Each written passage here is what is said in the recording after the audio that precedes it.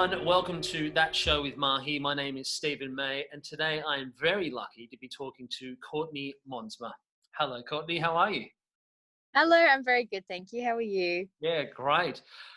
Now, you must be on cloud nine. 2020 has been one of those years that most performers just would dream of. I'll go back a little bit before we get to that. We did Mamma Mia together, end of 2017, 2018. You're in the ensemble, you covered Sophie, you got to go on. And like, matter of, I don't know how many months later, your career has just catapulted. I mean, you must be buzzing. Oh, I still feel like it was yesterday that I got that first text that I was on for a cover, and I sat in the green room at the Capitol Theatre for like an hour, just like still, just being like, I'm going on stage. So that, I still feel like it's been such a short amount of time, but I feel so lucky for the timing of the things that have popped up that I'm suited for, and the people that I've kind of met along the way to help me to be able to do what I'm about to do. So yeah, absolutely. so exciting. Now, the whole country was just waiting with anticipation to see Six, and I know that Sydney got to see it. And I know a little bit about Six. Can you explain to some people that if they've been living under a rock, what Six is, what role you played, and why is it so good? Why is it such a success? It's quite hard to explain. It's so unique. It's a smaller cast of a show, so it's all female show, all female cast, all female band, which is special in itself. Yeah. Six is about the six wives of Henry VIII, and it basically speaks about their time with him, and at the end we kind of rise against the patriarchy. And I think this history is so old, but the reason it's so relevant to like today's audience is the music, the styles that we hear on the radio, the styles we all know and love, and the themes of the show, like basically standing up for yourself, female empowerment for everyone, really. It's jam-packed into like a hour and a half, a bit more show, so it's all quite compact, and it's just one act, heaps of songs. Each girl gets to sing. It's like quite an ensemble piece, really, and even to be part of it, it doesn't get old. It's so entertaining. Yeah, I mean that sort of standing up to the patriarchy and power for women. I mean, you're still very you're very young, and that's I don't mean that in a bad way. It's just where you're coming into the industry in such an important time and messages. Did you look on before when you were growing up going, that you would have a voice about that? See, I feel like I was lucky enough to, you're right, grow up at the right time. When I was first introduced into the industry, we were having the Me Too movement, and so many things that I felt comfortable in the space that I was in. I felt equal. I felt listened to. So I'm really lucky that I never really had to deal with that on a bigger scale. So but it's definitely something you're surrounded by in life, and you see through history, and history is a great example of how that was so relevant. And how do you, I guess, because in this industry we do have a voice, and with Six being so that message being so important, do you have like people messaging online and of thanks and that giving me strength and power? I can only imagine that people would just be going, thank you for the message and thank you for the strength. Definitely, and that's why I feel so lucky to be a part of it, because I get to be able to share that message, especially with my queen in history, who dealt a lot with like sexual abuse and how the society would paint her out to be very different, but she was really like a 14-year-old young girl who was basically abused. So I have a lot of people actually reach out to me and thank me for helping them discover to not judge someone by basically how they look as well, and people go through it a lot. So there's so many types of people that love the show, and I think that's a main reason. It's because everyone can relate to it, and it gives them a voice that they don't feel like they have. Yeah, for sure. Yeah. I mean, because I do know you, you've always wanted to play a beautiful princess, like a Disney Yes. princess at that. Yes. And I mean, you have been cast in probably one of like the most anticipated shows coming to stage in Frozen as Anna. Congratulations! I mean, that is Thank you so just much. yeah, that is. Tell us about the process of how that, how you like the audition process, and then up to the point where you got the confirmation that you were playing the role. Definitely, it was, I thought, a once in a lifetime opportunity when I heard that the brief was, you know me, I always feel like that's where I belong. You know, when you just have that type of role that you wish to play. Yeah, So I kind of gunned for the role from the beginning. I worked like months before I had an audition time. You know, went through all the rounds, which was quite extensive. And the thing that I learnt most about the experience was um, just being myself, and myself was enough to play the role, and I was suited enough to the role. And often we think we have to be something that we're not, but I think yeah, finding the truth within ourselves for a character is exactly what they wanted to see for me. So mhm. it was just trusting that I was enough, you know. And even still, it's quite a shock that I get to play it, but knowing that it's part of me somewhere makes it a little bit less daunting. Yeah. Now, I mean, you know, we all go through ins and outs of auditions. Yeah. What was? Did you have a feeling like you were on the right path? I mean, you know, sometimes you go into the room and you just kind of have that excited feeling. Um, Yeah. or did you not really know, or were you just like, no, actually, I'm in with a good shot? It's funny because, you know, you hear stories where like with gut feelings in life, like Yeah, you always trust them, and you do.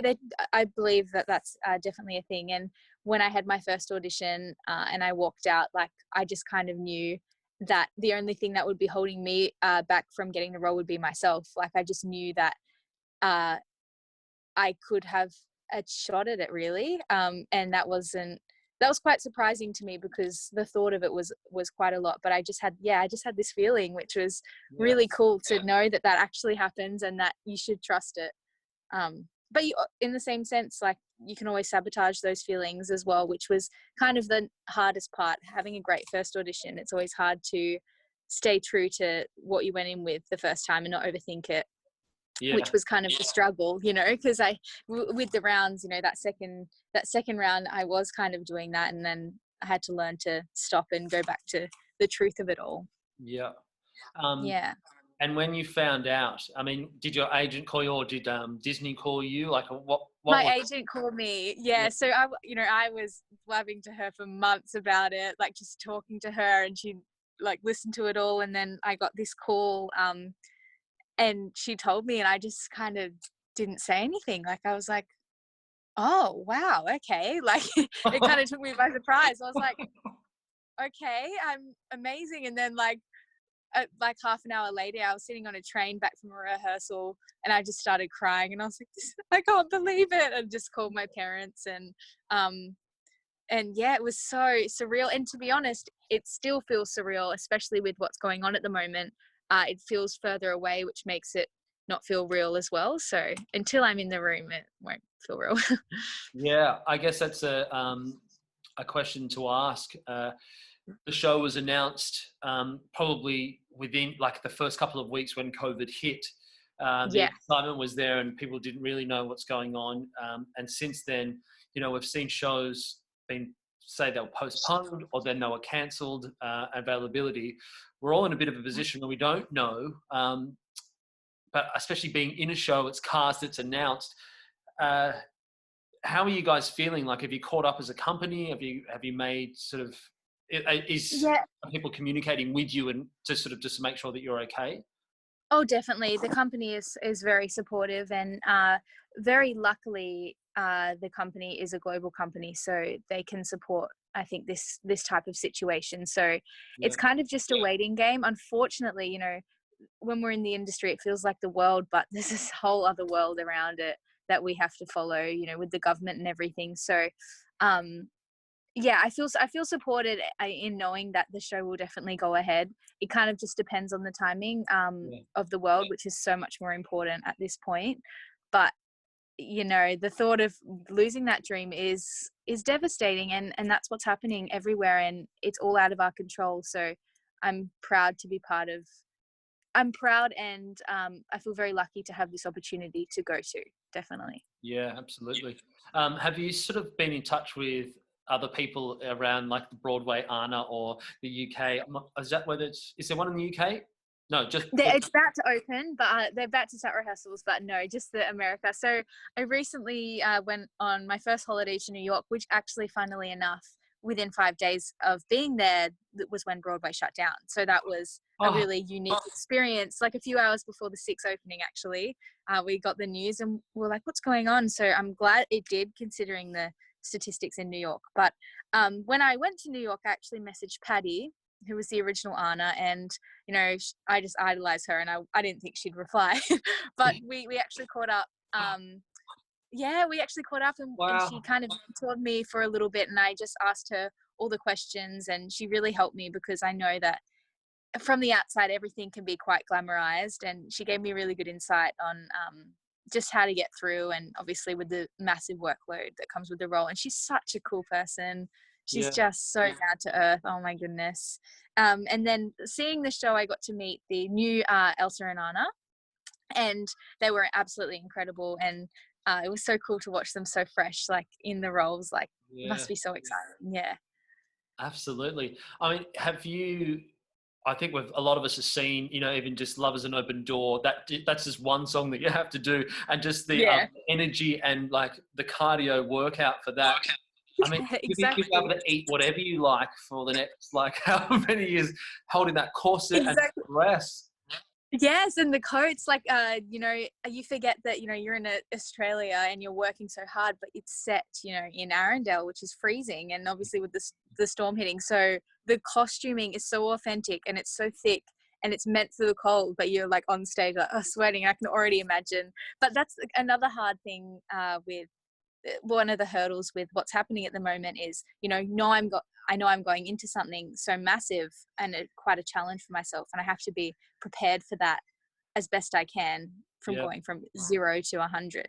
So, yeah. What are you doing in regards to that? Like, are you sort of going, actually, I've got to chill out because, I mean, the workload will be so big. So there's kind of like that happy medium, really. Exactly, it is. It's trying to stay physically motivated. Definitely starting to work on the material, but then not working on it too much to not lock into too many habits, and just as long as I'm staying singing, which naturally I will anyway, and trying to stay active, I think I'll be all right. But you're right. You always wish for this time to just stop, for your mental health, for your physical health, to be with family and loved ones. And now that it's here, I'm just trying to soak all that up, because when you're on tour, like, those are the first things that kind of go. So it's nice to have this time, like, on the brighter side. Yeah. Can I just ask a question about rehearsals? Have you guys been given any material that you like? Have you done any Zoom calls with anyone, or from the States or anything, or is it literally nothing started? Nothing started. Yeah, we were due to start late May. So still a little while till we were supposed to start. But I can't wait till I get my material, which I haven't got yet, to just at least have something to work on and look forward to. Not that I already know what I'm doing anyway, but it's better when I have it. Day one, you're like, whatever. No, goodness me. Well, I have no excuse, you know. I've got this time. I'm like, you got to be ready. Yeah. But I think by that point, like, we'll just need entertainment and live theatre, and it was going to be special in a way personally, but I think it's very important, not just for the people in it, but for everyone at that time when it will open. So yeah, and fingers crossed that it will. And I'm pretty. It's you know, just want to think. You hit the nail on the head, really. That a lot of the world is the most important thing at the moment, and recovery for everybody. Theatre will go back, and I think that's so important to people to realise that it will come back. It's going to take a big hit on our industry, but I think that we are the type of people that we're quite resilient. We understand the industry's quite the ebbs and flows of it, so yeah, I hope that you get as much rest as you can and feeling physically, ready and mentally to go, because I think so many people in Australia are excited to see Frozen, but also to see you once again just shine in an amazing role, and what a wonderful, wonderful opportunity. Thank you so much. I'm absolutely honoured. Absolutely honoured, yeah. Yeah. Well, thank you very much for coming on that show with Mahy, Courtney Monsma. Can people contact you on Instagram or Facebook? Are you open to having a chat and people saying hi? Oh, very open. And I have all the time in the world. So now is the absolutely perfect time to contact through Instagram. Yeah. And is it just your name? Is that your handle? That's the handle. Yeah. Awesome. All right. Have a wonderful afternoon. Speak soon. Thank you.